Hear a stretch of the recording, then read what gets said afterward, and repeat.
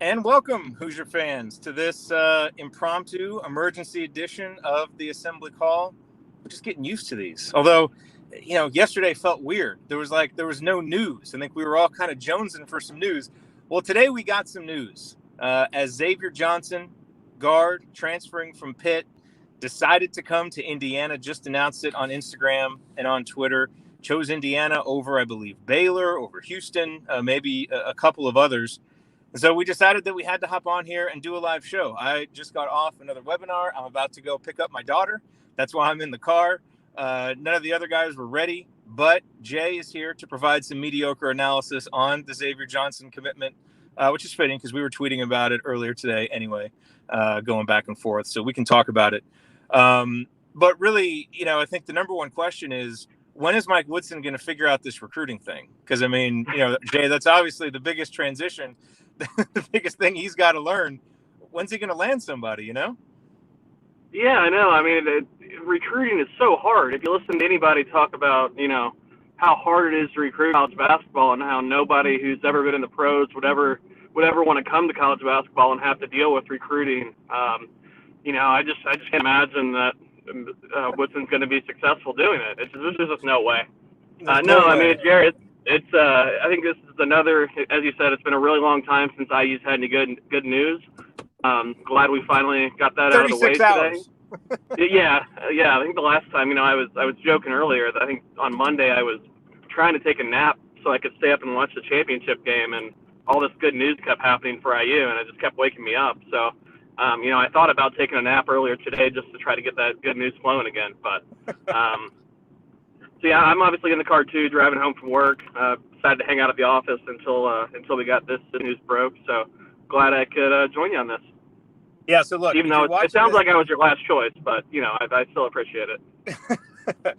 Look, if you're watching this live, obviously I can't be checking the chat because I'm driving as I do this. So if this is like the other day and good news comes behind this, if Armaan Franklin makes his announcement or something else good happens and we don't address it right away.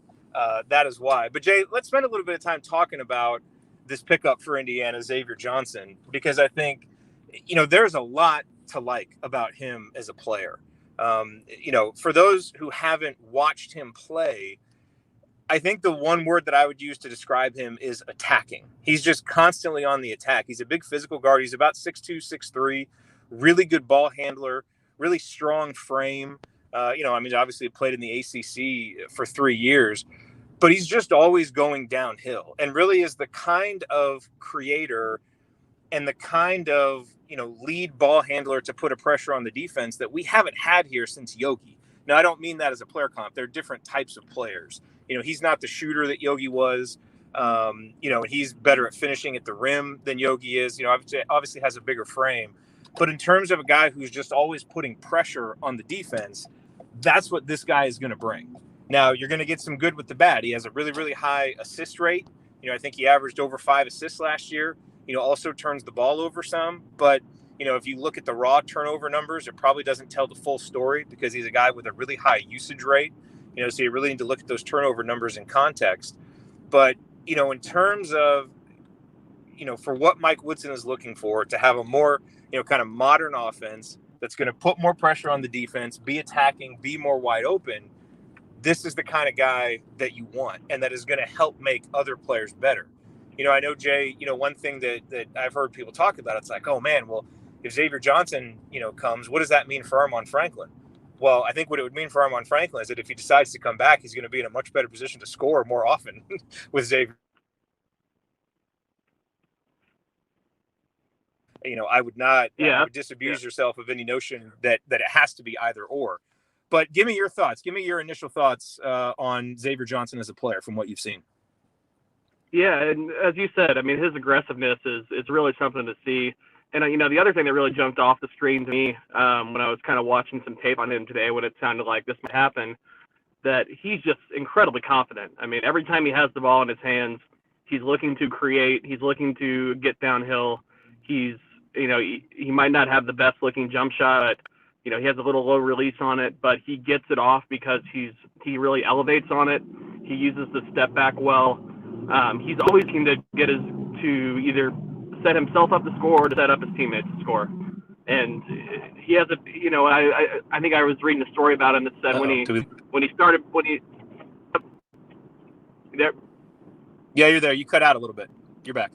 I'm sorry. I was reading a story about him today where he was talking, or I think it said he was 5'6" in his maybe freshman or sophomore year of high school. Time he graduated, he was 6'3". So I mean, he still has that kind of quickness you want from a point guard, that speed with the ball, that confidence with the ball. But now he also has a really kind of NBA frame for a guy who's now 6'3", 210 pounds, and really uses that frame well to get into the lane, get into position to score, finishes above the rim. And he also can create, as you mentioned with Franklin, he can really create passing lanes with his speed and vision. That guys, Lander has a lot of the same qualities, but Lander does not have the size or strength that Johnson does to make that happen right now. So I think it's a great addition. I think he brings a lot to the table that IU hasn't had, as you mentioned, in quite a long time, probably since Yogi.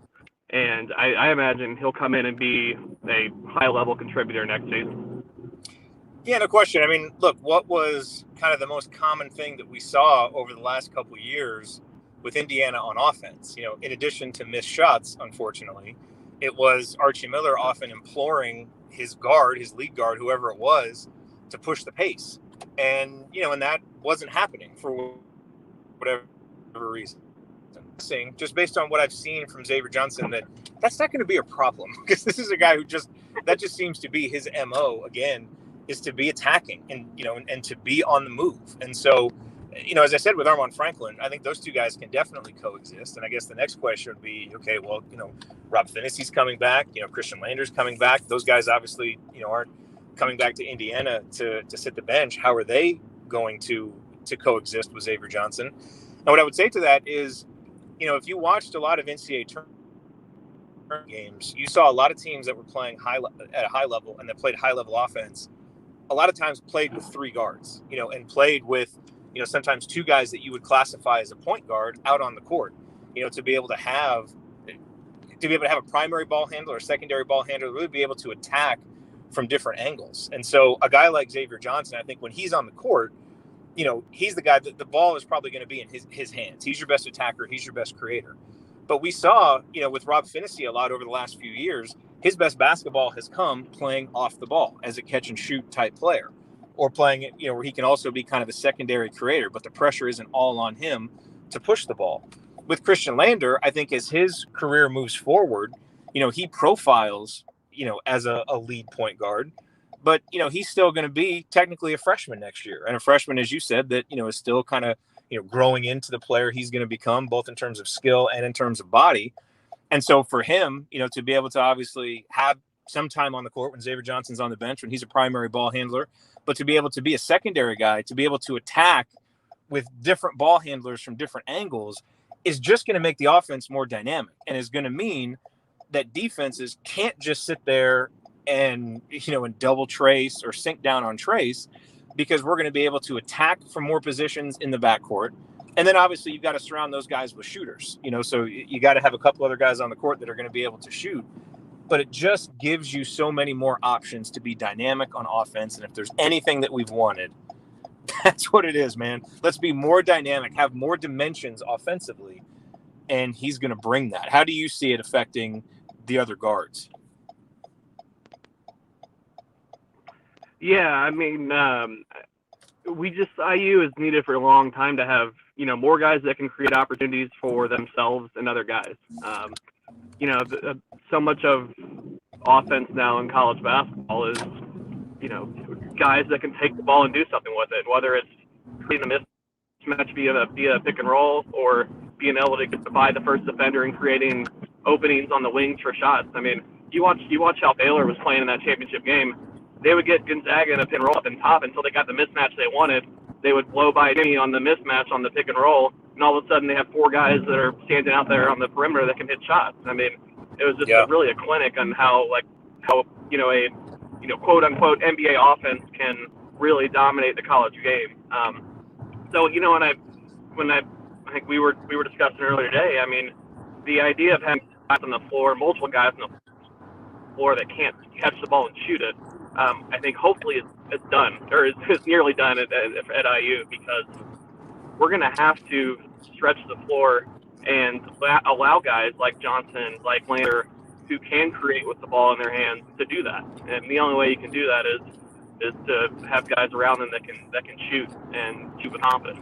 So I think this is a great, next step in getting the guys in that can run an effective, 4-out 1-in system. And then on the defensive end, which we haven't even talked about, can guard multiple positions. I don't think Xavier will have any problem switching onto bigger defender or onto bigger players and defending them effectively, because he's, as I said, really strong, long, very long and athletic. He plays in passing lanes well, and when he's disrupting those passes, he's hitting the break really hard. Yeah, and let's talk a little bit about the defense, but the two guys that we didn't mention on offense also in the backcourt are Parker Stewart and Anthony Leal. Two guys who are known for their shooting, who a guy like Xavier Johnson is going to help, create opportunities for them. Now, we should mention, look, on pretty much every list that you saw of, impact guys in the transfer portal, Xavier Johnson was listed as, as one of the top guys. So the question may be, if you're kind of looking at this from a devil's advocate perspective, okay, so then why wasn't Pitt better? If he's such an awesome player. And, look, this is one of the things that I kind of want to dig into a little bit more. So I certainly don't have a complete answer on this. And I think it'll be interesting to find out a little bit more about why he decided to transfer. But it certainly seems like part of that is just, issues that he had with Pitt coach Jeff Capel. And so what exactly those issues were, I don't know. But obviously when you see, a guy who leaves one program because he's discontented, and he left before the season ended, that's a little bit of a red flag. And so obviously, as Indiana is bringing back a lot of guys from next year, and you look at, okay, the season didn't go very well, but at least, all these guys that we have coming back, they play together. There's continuity there. There's some chemistry there. Now you're basically, putting a guy in who's probably going to be your lead ball handler and demand a lot of possessions. How does that affect things? And I think that's the one thing that we don't know. Again, just looking at him from a talent perspective, it's a great fit. But, basketball is a game where chemistry matters and the camaraderie matters. And, so how he fits into the team concept, how, Mike Woodson is able to build a relationship with him and kind of manage that aggression on the court is going to be really, really important. Do you have any concerns about that? Do you think that's a valid thing, at this moment in time to kind of have some question marks about? He's definitely that problems with Jeff Capel's time at Pitt, so I don't think he's unique in that way. And this is somebody that I think it's important to remember that Kenya Hunter's had a relationship with since he was 17 years old. Yeah. Kenya recruited him when Kenya was at Nebraska. He committed to Kenya when Kenya was still coaching there, and then decommitted and went to Pitt when Kenya left to go to UConn. So Kenya's known Xavier for a long time, and so having that relationship means a lot. And I think Xavier, you watch his videos, he plays with a lot of swag. He plays with a lot of confidence. I think he probably has ever doubted his own abilities on the basketball court. I'm guessing the lack of success at Pitt as a team probably didn't do a lot for his attitude there. And I'm not saying he had attitude problems. I don't know enough about his time at Pitt to comment on that. But and it's obvious that Trace Jackson Davis a week ago mentioned this was one of the guys that he was really pushing to add to the roster too. So Trace obviously knew him and had a relationship with him. So it's not like Xavier's coming in without having any sort of connection to IU or connection to people he'll be playing with or being coached by next year. And I also think Xavier is very motivated to make the NBA. I think he was under recruited coming out of high school. I think he was a 3-star prospect. I think probably because of his late growth spurt in high school that really developed him to kind of that NBA point guard size. And I think he showed enough, and I know he was on some kind of like 2000 or 2020 draft boards, and as like a second-round pick coming into his sophomore year. So I think he definitely has NBA aspirations. And guess what? We have a coach who has coached for 20 years in the NBA. He knows what it takes to be a successful guard in the NBA. If anybody's going to tell Xavier Johnson what he needs to do to become an NBA caliber point guard, I think we might have a guy that can do that. I think so.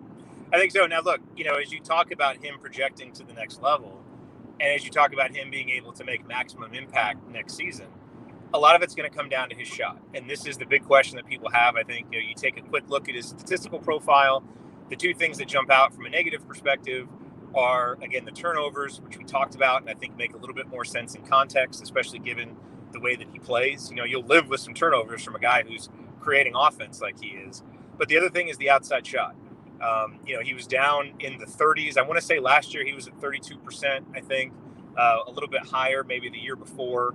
But, he's been a guy that's 32, 33, 34% as a three-point shooter. So, not the kind of, knockdown three-point shooter that a guy like Yogi Ferrell was. He's been good enough to be a threat out there. And if you look at his mechanics, he's got a good release. It's a little bit low, so probably against certain defenders, it might be a little bit difficult for him to get it off, but he's athletic. He's quick. He can, he has a step back, so he is able to get that shot off. But he's a guy who shot well from the free throw line last year. I think he was up in the high 70s. So it's not like he's got a broken shot, and it seems like there's room to grow there. And, you don't necessarily need him to go out there and be shooting 42, 43% from three. It'd be great if he did, obviously, but if he's on the court playing with Armaan Franklin and Parker Stewart and, Rob Finney, whose percentage has been much higher as a catch and shoot guy, if he's got shooters around him, he shoots well enough himself that you're going to be fine. But I still think that's kind of the one question. Like, he becomes a home run pickup if he comes in. If you tell me he's going to come in and shoot 40% from three-point range, that's huge. But I think even if you end up seeing him next year shoot 33, 34% from three, because of all the other stuff that he does, you're going to be able to get by with that. But I think that's the question. And if he has aspirations of getting to the next level, then developing that shot, maybe even getting his release up a little bit higher, those are the kind of things that can take him from, a really good college point guard already to, I mean, if he's a guy who shoots 40% from 3-point range, you're looking at an All-American level player. And he's that kind of talented, and he's that productive. Whether he can get there or not, I don't know. But I think that's the big question about him offensively that will need to get answered next year. Yeah, and I'd like to see, I don't know if it's available, but I'd love to know what his catch and shoot numbers were versus his off the dribble numbers were, because, I mean, he was handling the ball so much for Pitt. I feel like a lot of his shots were where he's just trying to create something. It might be end of shot clock situations. Yeah. If he's getting kickouts off offensive rebounds, or from post kickouts, or from drives off Franklin driving and kicking to an open Johnson, I mean, I think that makes a huge difference if he's able to catch and shoot versus if he's having to try to create step back threes and things like that. And so, I would love to see those numbers broken out a little more. I know if, we have the synergy numbers available or anything like that, but it's definitely. But you can't pull those up while you're driving? You don't want to make this even more dangerous than it already is? Yeah. So, I mean, I think, as you said, I think he's a pretty solid free throw shooter, which I think will be good because he gets into the paint and he, is creating contact a lot going to the basket. So, yeah, I completely agree on his jump shot. The release is a little low, but he does elevate it. It's not like kind of a lander where he kind of has a set shot release that's a little low. I mean, he's a lot of times he's elevating up to get the shot off over taller people, and it's a very high arcing shot too. But if he can shoot even, I'd say above 35% from three, I think he becomes kind of a really dangerous kind of next level player. Yeah, and do some perspective on kind of how he was thought of by the experts who rate this stuff. Most of the rankings I saw of potential impact guys in the transfer portal had him rated higher than Marcus Carr. So that gives you an idea. We all know how impactful Marcus Carr has been the last couple of years for Minnesota, and Xavier Johnson was rated higher than him. So, that kind of shows you, defensively, he certainly profiles as a good defender. If I remember correctly, he has a good steal rate. So I think he's proven to be a disruptive defender. It's always tough for me to assess a guy's defense, without, watching him play kind of game in, game out, so we'll have a more in-depth scouting report on him. Obviously, Ryan is kind of known for his in-depth scouting reports. I don't know if he can be here Thursday for Assembly Call Radio. I think he has something going on, but we'll certainly get his scouting report as soon as we can. But the other thing that I think is interesting about Xavier Johnson, Jay, and and we started to hint at this a little bit earlier, he plays with a lot of swagger. He plays with a lot of fire.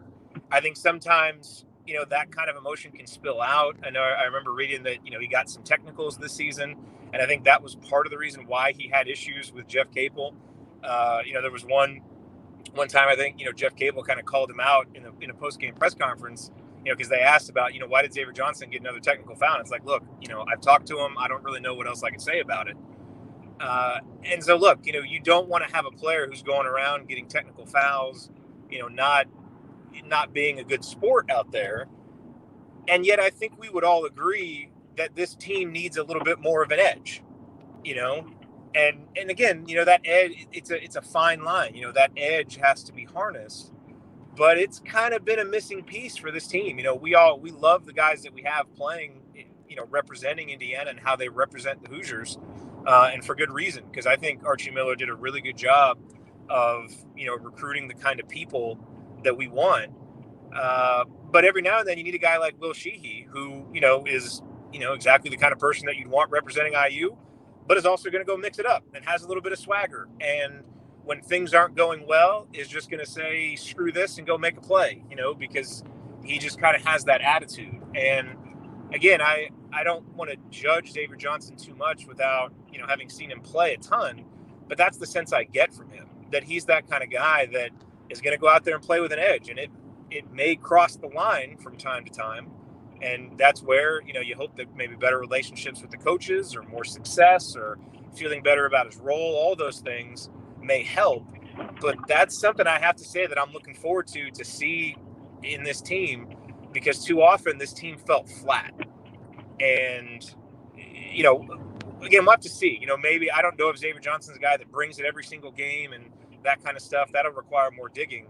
But just from what I have seen, he's going to bring it like that some. And this is a program that at a minimum needs some swagger, needs some edge, at least some of the time. And he's going to bring some of that. Absolutely. I mean, I definitely think he plays with a chip on his shoulder, which I think IU as a program, I think after this coaching search and about how much the program's been kind of drugged through the mud a little bit by national guys, I think the whole team needs to play with a chip on their shoulder moving forward. We had, people telling, saying that IU paid $10 million to get worse next year. So I mean, I think we should all. That's speak of an article that's just aged just exquisitely. I mean, but the thing about that article is it was bad from the moment it was written. Even if none of this other stuff had happened, it was still bad. But the fact that the roster and everything is looking so good for next year just makes it infinitely worse. It's one of the worst college basketball articles that I've read, I have to say. And I like Gary, but that article was just bad. It was inexcusable at the time, and it looks even more idiotic now. But I agree. I think there's so many times where I think IU's come out flat over the last 4 years in the Archie era. We've had so many conversations about why can't IU start quickly in games? Why do we go 10 minutes without scoring a basket? I think there's a lot of times guys are just way too passive, and I don't think you're going to have that issue with Xavier Johnson at all. I mean, I think from the moment he steps on the court, I think he's going to want to kick everybody's ass that he plays against. I mean, he just kind of strikes me as that kind of guy from watching him play. I mean, he didn't back down to anybody. That Pitt team was, as you said, great, but every night, he was going hard, trying to beat Duke or trying to beat North Carolina or trying to beat Virginia. So, I mean, I think he's a guy that is definitely going to give it his all every night. Sometimes he come off as a little brash, but like I said, or like you said, we need that. We need some of that. We need somebody who's just not gonna take crap from anybody else. Yep. So, do you have any sense on what the next shoe to drop is going to be? I know I'm stopped at a light and I saw a few people said that Trace Jackson Davis had another eyeballs tweet and said we're not done yet, something like that. So he's hinting at something else. Who knows when that'll happen? But do you have any sense of what you think is going to happen next? As this good news parade just keeps rolling along? Yeah, I mean, obviously we're still waiting on Race and Armaan. No good news might be good news with them right now. I mean, it's just, Yeah. I think they were very much kind of out the door when the Woodson hire got announced. From what I've heard, Brad Underwood at Illinois was extremely confident that Armaan was coming there. We all know Armaan has other options, from Louisville to basically probably any other place in the Midwest he wants to go. Obviously, Race has a lot of ties to Minnesota. The new coach at Minnesota has known Race for a long time, recruited Race back when he was in high school. So I think they both have options that they're seriously considering. And before Woodson was hired, I would have said that they were 80%, 75% out the door. I think that's changed a lot since Woodson come in and he's met with them and kind of told him his vision for the program. I think all the moves since then, I think the Trace move, really kind of shook things up, especially with Armaan. If Trace is gone, I think Armaan's probably gone too. Trace move, especially when it happened, I think surprised a lot of people. And I think that probably changed the calculus a bit for Armaan. And so we'll see. I mean, I think I would expect something to happen with him in the next week. But I think the delay, I know some people have worried about, it's been, a week and a half or since Woodson was hired, he's still in the transfer portal. That means he's not coming back. I don't think that's the case at all. I think from the position we were in, I mean, I think if he made an announcement within the first week, he was probably gone. So, getting to the point we are now with him still in the fold, I think there was rumors that he was at open gyms this past past few days, practicing with the guys. I think it's probably heading in a good direction. I don't want to get a little ahead of myself, but I'd probably be more surprised than not now if he left. When 10 days ago I'd have been clearly the opposite. Yeah, it's interesting. I agree with you. I think at first, the longer it was taking, it was a bad sign for him coming back. Now I think we've kind of reached the tipping point going the other way, where I think the longer it takes, the better it looks for Indiana, because he does have a lot of other options, obviously, but now it seems like the longer it takes, I mean, the more enticing it looks. And I have no idea. I mean, maybe he views Xavier Johnson committing as a threat. I don't know. Those coexist, really, really well. But we'll wait and see. He comes back. I mean, you're looking at a back that's just loaded with talent in so many different ways that he can play. And then we wait. Either way, I mean, Jay, walk off the court into the Big Ten tournament, and how frankly hopeless it felt for the upcoming season, kind of how despondent everyone was. To think about where the team is now, I mean, it has just been such an unbelievable shift. And so, hat tip to Scott Dolson, hat tip to Mike Woodson, tip to Armaan, and hat tip to all the players, who have reared themselves for Indiana. Because, I mean, as you look at how this is shaping up right now, there's a lot to be excited about with this roster for next season. And a guy like Xavier Johnson is the kind of guy that can make it all go. Yeah, absolutely. And even if if Armaan and Race are both back, we still have another open scholarship for next year. So I think there's a decent chance that there could be another transfer entering the portal within the next few days that might have strong Indiana ties that might consider IU for next year as well.